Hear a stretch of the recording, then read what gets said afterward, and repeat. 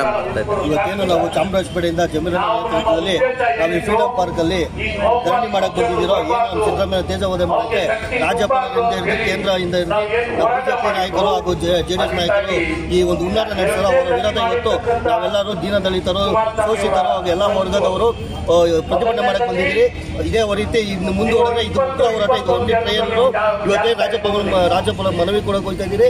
ಇನ್ನು ಮುಂದೆ ನಾವು ಉಗ್ರ ಪ್ರತಿಭಟನೆ ಮಾಡೋದು ಈ ಮೂಲಕ ಎಚ್ಚರಿಕೆ ಬಿಡಿ ಲಲಿತಾ ನಾಯಕ್ ಅವರು ಹೇಳಿದ್ರು, ಪಾದಯಾತ್ರೆ ಪಾಪಿಗಳ ಪಾದಯಾತ್ರೆ ಅಂತ.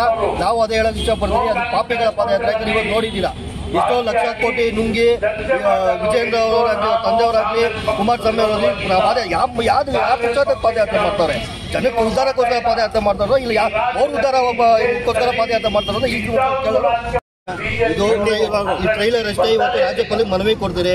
ಇವತ್ತೇನು ಸಿದ್ದರಾಮಯ್ಯ ತೇಜೋವಧೆ ಮಾಡ್ತಾರೋ, ಇಲ್ಲ ಸಲದ ಆರೋಪ ಮಾಡ್ತಾರೋ, ಇನ್ನು ಮುಂದೆ ನಾವು ಉಗ್ರ ಪ್ರತಿಭಟನೆ ಮಾಡ್ತೀವಿ. ಇಡೀ ರಾಜ್ಯದಿಂದ ಜನರು ದಂಗೆ ಹೇಳೋ ಪರಿಸ್ಥಿತಿ ಬರ್ತದೆ ಅಂತ ಈ ಮೂಲಕ ನಮ್ಮ ಜಮೀರ್ ಅವರ ಪರವಾಗಿ ಹಮ್ಮಿಕೊಂಡಿರೋ ಕಾರ್ಯಕ್ರಮಕ್ಕೆ ಅಂದರೆ ನಮ್ಮ ರಾಜ್ಯಪಾಲರು ನೋಟಿಸ್ ಅಂತ ನೀಡಿರುವಂತಹ ಸಿದ್ದರಾಮಯ್ಯ ನೋಟಿಸ್ ನೀಡಿರ್ತಾರೆ. ಅದಕ್ಕೆ ಇದು ಪ್ರತಿಭಟನೆ. ಇವತ್ತು ಬೇರೆ ಇಲ್ಲಿಂದ ಹೋಗಿ ಮನವಿ ಕೊಡ್ತಾ ಇದ್ದೀವಿ ಅಷ್ಟೇ. ಇನ್ನು ಮುಂದೆ ಇದೇ ರೀತಿ ಈ ಬಿಜೆಪಿಯವರು ಇದೇ ತರ ನಡ್ಕೊಂಡ್ರೆ ಇನ್ನು ಮುಂದೆ ಇನ್ನೂ ಉಗ್ರ ಹೋರಾಟ ಮಾಡ್ತೀವಿ ಅಂತ ಈ ಮೂಲಕ ತಿಳಿಸ್ತೀವಿ.